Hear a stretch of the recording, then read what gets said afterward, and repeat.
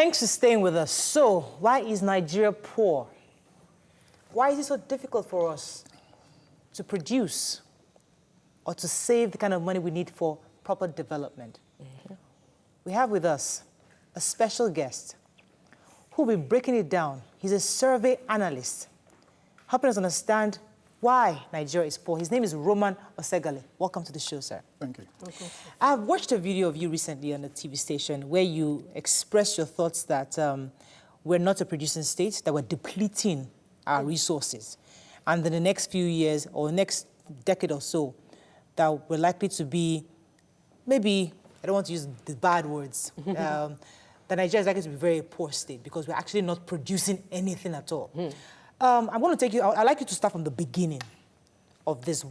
Where did this theory come about and how did it come about?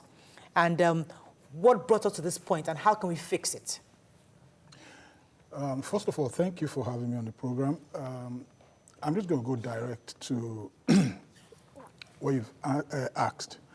Earlier this year, was it late last year or earlier this year, Bill Gates said something that by 2040, Nigeria and the DRC will account for 40% of the total population living in extreme poverty by 2040, right?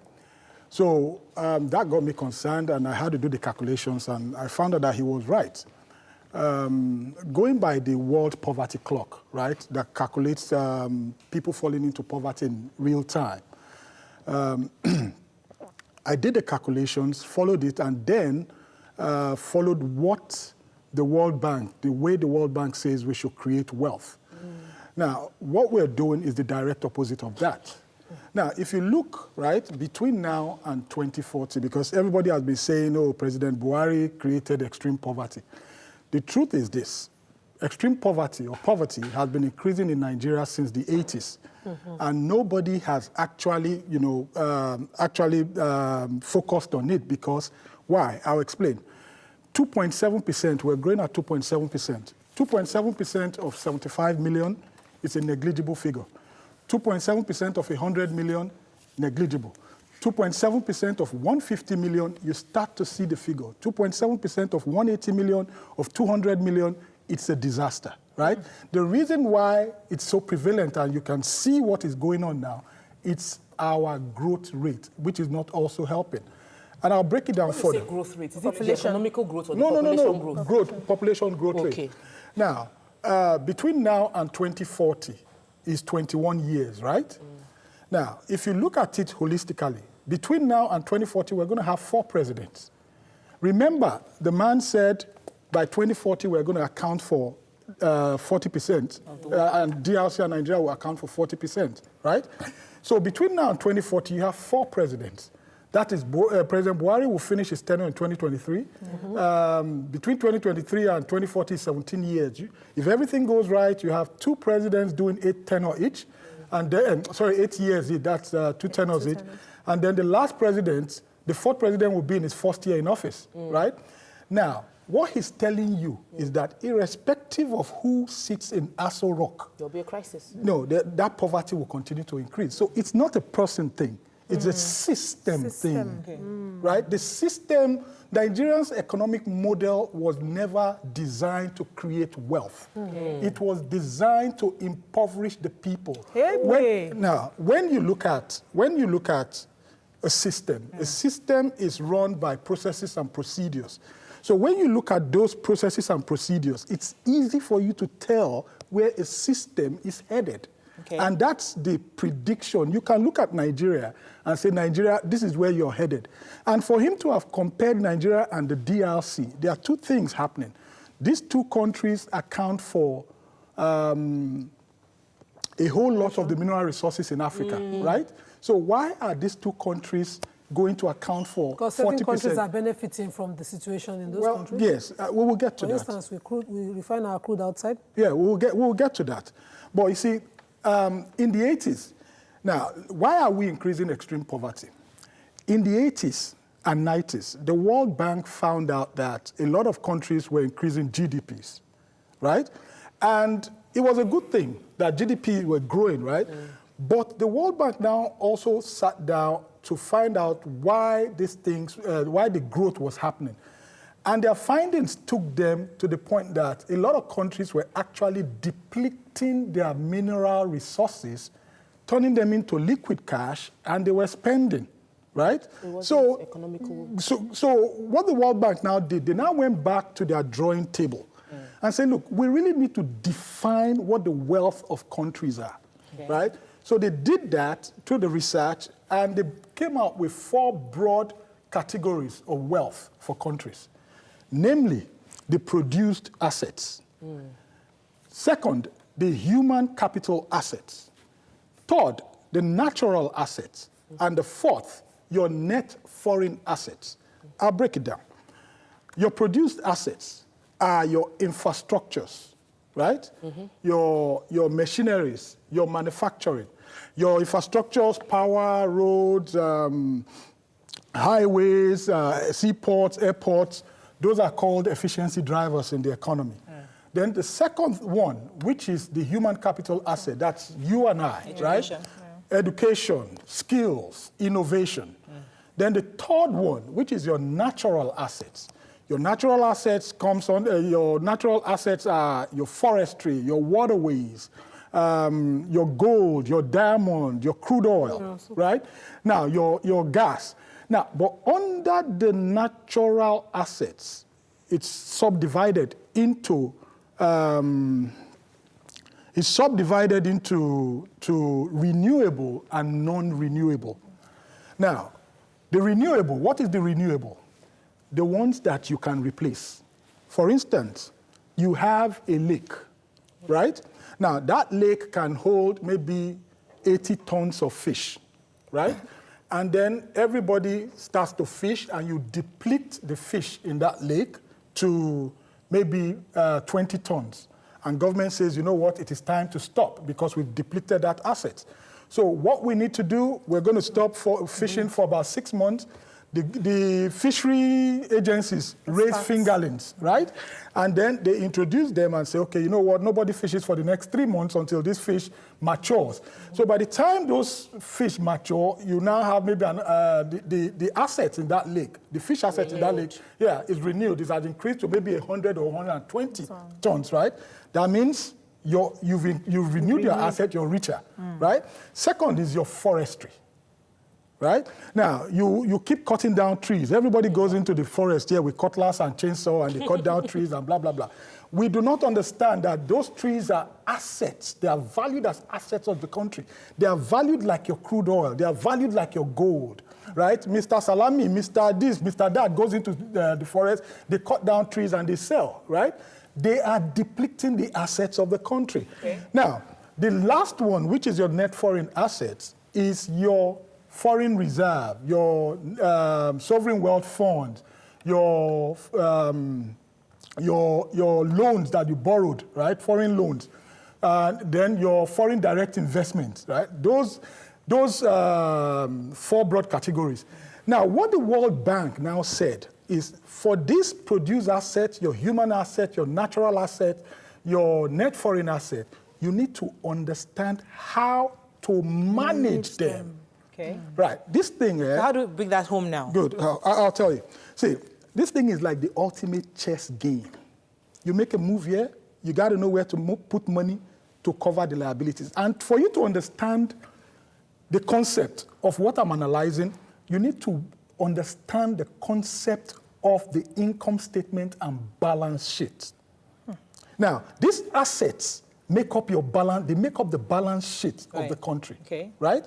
Now, what is your income statement? Your income statement is basically your statement of revenue and expenditure. And then... I don't want you to talk over the heads of our viewers because it's important that we've understood those 4 categories that the World Bank used to determine those states that are poor. How does that apply to Nigeria? Yeah, let me tell you, I was going further to explain so that people will understand. See, the balance sheet is your statement of net worth, right? That statement of net worth, these 4 broad categories of assets is what makes up the balance sheet of every country. Okay. So what the World Bank now did was that they now went further to estimate the net worth of every country. Remember, your balance sheet, your asset equals your liabilities plus shareholders' equity, where your total net worth now equals your asset minus your liabilities, right? Remember. Our assets. Yeah, minus your liabilities.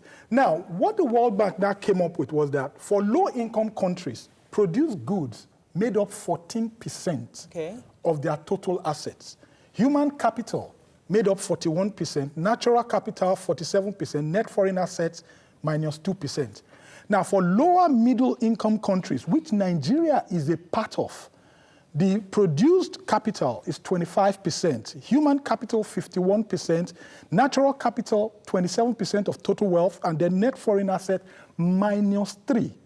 But when I now broke down, I took Nigeria out to calculate that of Nigeria, what I got was this. Produced capital is 10.3%. Human capital, 55.9%. Natural capital, 34.65%. Net foreign assets, 0.91%, which is approximately 1%, right? Remember, your balance sheet is a statement of net worth, right? Now, this is your crude oil. Your crude oil makes up a part of 35%, right, of your total wealth. Now, you drill 2.2 million barrels a day, right? Now, let's perform an experiment. You drill 2.2 million barrels a day. Okay. Now, let's just say this is 2.2 million barrels a day, right? Remember, as you drill, you have depleted. Okay. Right? Yeah. Are you richer or you're poorer? Poorer. You're poorer. Good. Because you're depleting your asset. As of today, we have 37.07 billion of crude in our reserve. Okay. Right?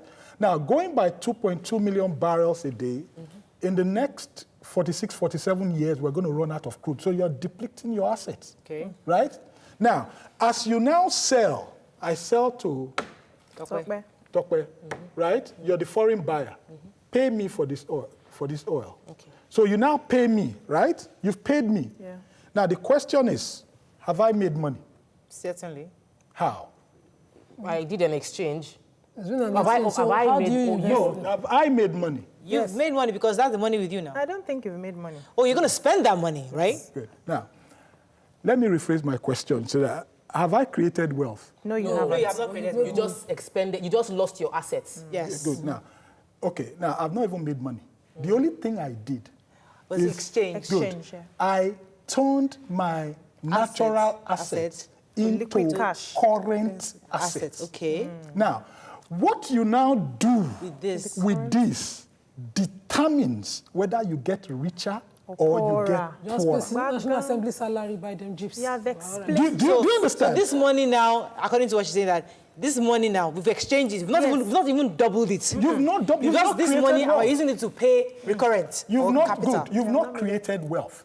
See, the way the balance sheet works is this. You go to the bank, maybe you borrow $1 billion or 1 billion naira, right? Now, when you borrow that 1 billion, it is recorded under your liabilities as 1 billion. You're owing. Yeah. But you also now have an asset of 1 billion because that money is in your account. Yes. It balances out, right? But what you now do with that 1 billion determines whether you get richer or But you is get that poorer. where the manufacturing comes in, where we need to produce Good. factories? No, okay, good. We'll get to that. See, what the World Bank now came out with a formula to manage this. Okay, so the point is our president at this moment Hold on. does not trust the World Bank or IMF. He's even said that we should not use their numbers. No. It is not about their numbers. Those numbers are spot on, and I will contest it. I have dedicated about almost 5 years of my life, right?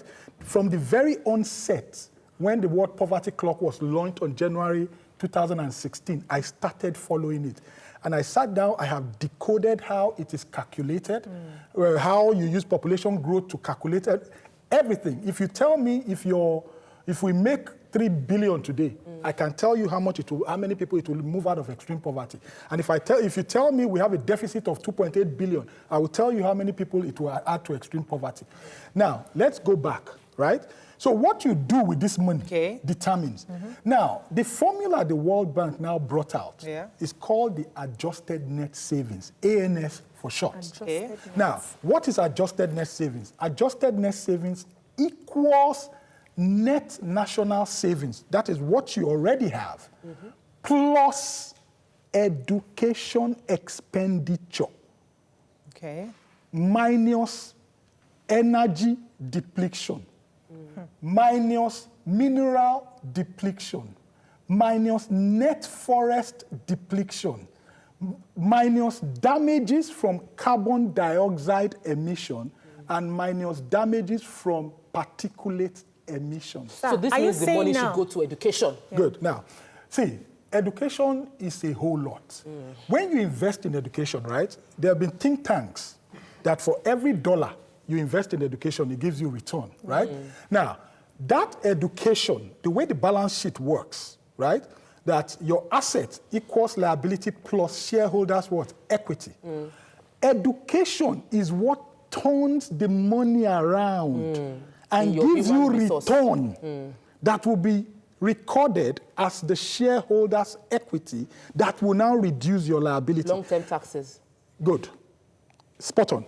Now, you see, the Western world will say, I invest in you, right? The returns that you keep paying till you die is those taxes. Is the taxes. So there have been different think tanks, right? Some say if you go through pre-K, for every dollar you invest, you get $7 back. If you get to high school, for every dollar you get $11 back through that person's lifetime. Some said if you go through university, you get $16 back. Some have even argued that it's as much as $22 to $25 to $32. That's the government calculated his investment. And that's why there's this school loans for people abroad because they're not going to get that return. Go ahead, Ogeghale. You said in the beginning that the IMF have come out with what they have, what the solutions they've given for countries who are ready to create wealth, and we are not following. We are not following. See. And are you telling me now that our economic advisors are not aware of this, or they are aware, but there's a deliberate attempt not to follow, so that they will not? I can't answer that. I can't say what Mr. A or what Mr. B knows and does not know, right? Okay. But I am telling you, I can sit in front of anybody and defend these figures. I can sit in front. Look, these are real-time figures, right? We create. The World Bank also said between the 80s and now, we've been having 2.6% de-savings. No, de-savings. Now, if you look at it, our budget is always on the deficit, right? Good. You're depleting this. You're depleting your assets, right? Your budget is in the deficit. Your expenditure supersedes your income. You're getting poorer. And as population increases, you're getting super poorer. So the advisors, because recently the Minister for Economy, what's her name? The new lady. Oh, okay. Minister for Finance was saying that, it's not about how much we are owing, but how much we can earn. Saying that, we have the resources to generate. Debt is not bad. Debt to GDP ratio. Debt is not a bad thing. Debt is bad when you take that money and you are living a frivolous life. Yes. Do you get it? Debt is not bad. If you borrow and you put it inside infrastructure. Remember, I said when you borrow, it's recorded against your liabilities. At the same time, it is recorded against your asset. Yes. So if you borrow like maybe $10 billion, for instance, and you go build bridges, you build highways, you build railroads, right? That same 10 billion will be recorded against your asset and it cancels out. Okay, sir, I want to ask you a question. Because according to what IMF is advising, yes, it makes sense to invest in education. We have the numbers. But our governments keep saying that they want to invest in infrastructure. So how do we balance investments in infrastructure and its return, as opposed to investing in education and its return? Knowing that Boko Haram and all the kidnapping that we're having is based on lack of education has given us this. Okay, I'll tell you something. Bill Gates came to this country and said that the Economic Recovery Growth Plan, right, that it was good, that we are investing in infrastructures, but it does not meet the needs of the people. And Bill Gates will not come into this country to start telling us the real issue. He will only tell you things on the surface, right? It is left for you and I to go figure it out. This is what he was telling you, that your economic recovery and growth plan does not meet the need of the people because your lack of investment in education will not give you returns. People don't have the education. The thing with infrastructure is this. It's good. But you see, over time, your infrastructure starts to depreciate. Yes. They minus all those things from your balance sheet, no, right? over time it's immediate. Yeah, over time it depreciates. But education does not depreciate. It keeps giving you that return. Let me come to issues wait, because I wanted you to touch on this issue of renewable energy. Renewable assets. The fact that you mentioned something about forestry. Yes, that was where I was going. Finish your question, please. I needed to understand. Yes, we have people cutting down trees all over the place, and it's going to take a lot of investment to build forests. It's not something you do overnight. But right now, it's being cut down. Now, it's not obviously it's renewable, right? But now, how do we find a way such that we reduce the amount of assets being depleted without being renewed? There are two things here. There are some sinister things happening in this country that nobody is even looking at, right? Nigeria is being plundered. That's the truth. Has been plundered. Yes, we're being plundered. And I'll explain to you, that was why Bill Gates said Nigeria and the DRC. Those two countries rich in mineral resources. The DRC has been continuously plundered since the 60s. If you go to places like Northern Kivu, Southern Kivu, Goma, Kisangani, right? They are all controlled by rebels. Right? Now, Eastern Congo, they steal all these mineral resources, they cut them out. The formula says minus net forest depletion, minus energy depletion, minus mineral resources. It doesn't say whether legally or illegally. See, let me tell a story. You have a warehouse, and in that warehouse, you have, let's just say, 25 million naira worth of goods. Every day, you move 25,000 naira worth of goods to the front to sell, right? Then, out of that 25,000, 30% is your profit. That is about 7,500, right? Now, that's your gross profit. So by the time you remove your operating profits, your phone card, your fuel, your electricity bill, maybe it goes 3,000 daily, right? So your net profit is now 4,500, right? But there's a bad guy in that neighborhood. The guy borrows every day or breaks the wall. He steals goods worth 5,000 naira from that warehouse every day. By the time you balance your books, right? Hypothetically, you've made 7,500 as profit, right? But practically, you would deduct what has been stolen. So at the end of the day, you are at minus 500 naira daily. So that's what is happening to Nigeria. You see why we don't trust the IMF? Because they are culpable in the crisis we have right now. And people are saying that the Western, they are a function of the Western world. They are an apparatus of the Western world. Hold on. I want to say something, right? And all the money stolen from Nigeria is taken into the Western world. Well, that's not... They are lodged in banks abroad. Let me say, look at our net forest. In 1990, 18.9%, approximately 19% of Nigeria's land area was covered by forest. As of 2016, it was 7.2%. So what's the return? So we've return? No. Return on that? See, we've depleted our forest, right, by almost over 100,000. Because there's a strong law in Nigeria against deforestation. But we're not implementing it But now. the people who are still deforesting Nigeria are trading with international communities. Yes, but you see, this is what Yorubas will call kokoro to njefo. RIF follower, and they are we are our own worst enemies. You understand? I'm not saying that the government does not have problems, right? The international communities. But we all contribute to the death like in the case of Nigeria. Yeah, exactly. Now, let us look at the Northeast. This illegal logging, Rosewood, is going on in the Northeast. I don't know if you ever read the story, the report, the Rosewood racket. China's $1 billion illegal logging in Nigeria, right? Now, that's $1 billion. Go to Northwest, right? We have gold that has been stolen between 2 years, right? We only knew because bandits were now involved, right? Between 2015 and 2017, $9 billion worth of illegal gold were stolen in this country, right? That is 4.5 billion So what per should year. the government have done? Hold on. Down south, you have crude oil being stolen. In 2009, a report was released that between 2003 and 2008, right, oil bunkering in this country, about $100 billion worth of oil was stolen. That's $20 billion annually, average.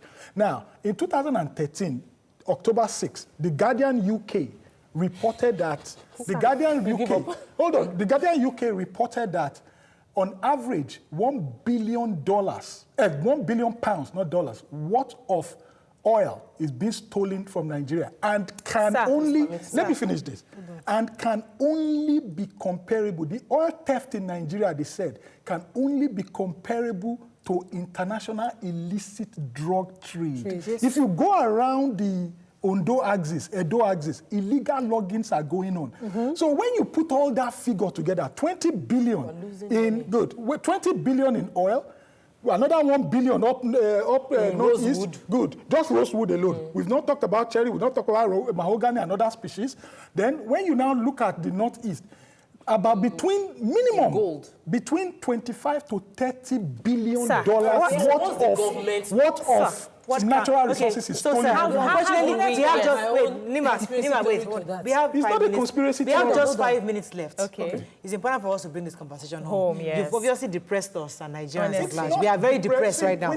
But the question now is, what can we do to fix this? How do we rejig the system? Good. There are 5 things we need to do. Okay, let's go to that. Now, to reverse extreme poverty, I've calculated everything. As I said earlier, it's like the ultimate chess game. If you remove money from here, as you're depleting this, you need to know where to put money. There are 5 things we need to do. 1, we need to, which the president is also doing now, that's produce assets, right? He's building roads. At least he's been investing in infrastructural development, which has also helped reduce the number of people that have been added to extreme poverty daily. Because you understand? Working. Yes. Now, second, our human capital assets. Education in this country is at when you say abysmal level. You understand? The investment is so disheartening. Zero. Yeah. Now, you asked a question earlier, right? You see, education is what leads to research and development. Research and development is what leads to value added. I keep telling people, the money is not in the mineral resources. The money is in the value added. That's why we will produce 70% of all cocoa seeds worldwide. The cocoa industry is 100 billion. And we don't have any chocolate. The Netherlands that does not grow cocoa will now add value to it. Let me pause you for a quick second. I have a call waiting for a while. Hello, good morning. Are you there from Asaba? Yes, I'm here. Go ahead, please. Good morning. Good morning. Yeah, first time caller. Welcome to the show. Yeah, thank you very much. It's a great program. I don't want to take much of your time. The guest you have is an erudite scholar. But the truth of the matter is, anything IMF, we seem to, more often than not, as a country, we tend to swallow it hook, line, and sinker. The point I want to make is, the template produced by IMF, is it that template that made the US, Canada, and other European countries to be rich? The truth of the matter is that there are political angles that we often don't look at. Thank you, Jude. More often than not, these countries, they try to suppress growth in other countries, especially poor countries, third world countries. And they use the elite of the third world countries to undermine their own countries. We have ministers, we have erudite scholars, but the truth of the matter is, why is it that things are not working? They are deliberate. They are deliberate attempts to keep third world. Fantastic question, Jude. Let me come to you. Now, see, the same matrix is what is used worldwide. I have done presentations where you look at education expenditure. For instance, the US, right? Their education expenditure is hitting about $1 trillion, between the $900 billion to $1 trillion range. Go look at Canada. You look at Germany. You look at, when you go to schools abroad, look, I have a daughter who is supposed to go into university next year. And we went around the schools she had picked, to go do some survey, right? They take you around as a potential student. About 5 universities. And I told her, I said, you know what? There was one I liked. I said, if you come here, we're both going to become students. You understand? Just seeing the environment alone, yes, was going to lure me back to go back to school. Do you understand what I'm saying? Education is what gives the return. Our education expenditure here, there was a time I mapped out education expenditure and economic growth. And India has done it. Yes. India, China, what they did was to invest in education. We were talking about what we needed to do. Education, we've talked about that. Then the renewable part, we need to now start renewing our natural assets. Trees. For instance, Pakistan planted 1 billion trees at the cost of 160 million. Now, if you go to tree value calculator, India planted 50 million trees in one region one day. Another region, they planted 66 million. In Philippines now, if you do not plant trees, you can't graduate. They've calculated that for a whole generation of 100 years, right? By the time people are graduating, for 100 years, they will have planted 525 billion trees. Do we have space to plant the trees? We have space. Everybody's building. We have space. No, There's deforestation. you're in Lagos. There's deforestation everywhere. Deforestation. We have deforested Nigeria to the tune of all our assets, right? Now, that 1 billion trees, when I calculated it, in 5 years, when you go to tree value calculator, you put in the species of the tree, and then the size of the tree, the height, the tree trunk, in 5 years could give you a return on investment of about $250 to $300 billion. And if you have that kind of asset, when it's recorded on your balance sheet, there's the way they calculate it, there are a lot of people that should move out. So education, forestry, infrastructure. What's the fourth one? The fourth one is we need to block all the loopholes, the leakages. Block the leakages. Right? If you see, the amount we lose in leakages in a year is about between 25 to 30 billion. Imagine them taking that out of the country's balance sheet in a year. We will always be in the negative. What's the fifth one? The fifth one is... to declare our own sovereignty. International communities. Yes, because the fifth one, which President Buhari is also doing, is shoring up the net foreign assets. He met it at 30, he's taking it to about 45, right? Yeah. So which is also helping the country. Unfortunately, we need to do more. Is education. That one they are not done. The education budget is not reflecting. The education one is what will give us returns. Yes, and we're not doing it. Until we do that, Okay, we're so still in thank the you very much. It's important that we didn't want to talk over our viewers because it's important that they understand. And I hope that the summary of everything is that currently, the state of our economy, we're not producing. Currently, we're depleting our assets. And the only way we can reverse that... We operate an asset depletion economy. Yes. And as your asset depletes, your liabilities increase and you're getting poorer. Ew. On that note, we can end the show. Have a fabulous... In fact, Oga, just depressing. No. But today's celebration. We're going to go and hear Chimamanda speak. I'm excited about that. See you there. See you tomorrow. Bye-bye.